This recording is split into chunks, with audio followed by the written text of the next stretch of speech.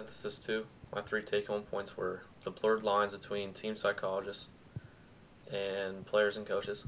Assessments, there's an assessment for everything. My third one was psychologists believe they have big impacts on players' outcome and performance. Let's go with my first one.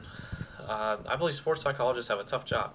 I believe that it's hard for them to kind of not be on a friendship level with the players and coaches because they're traveling with them. They're seeing them every day. They're interacting with them every day.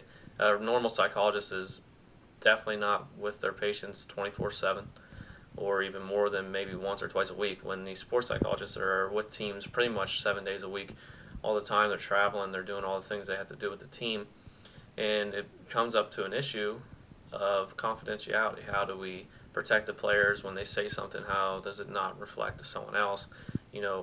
If someone is depressed, how do we keep that just to one person and not everybody else finding out?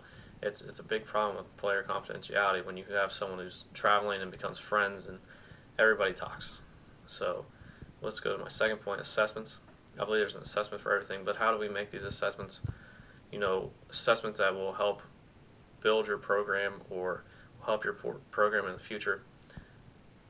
My third is psychologists believe they have big impacts on players' outcome and performance. As a player, if someone came in and said, talk to me like a psychologist, I would, honestly, I'd probably brush them off.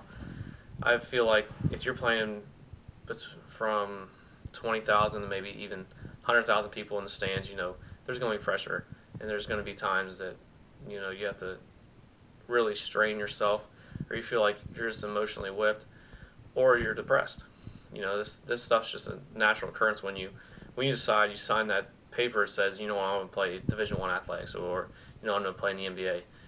There's a lot that comes with that. I think from that, you're more mentally prepared than what someone who is a psychologist could kind of read from books or maybe some personal experience, but something they're going to give you. I honestly think that it's more about your makeup than anything. The three questions I would have is, how do we take steps to ensure player confidentiality?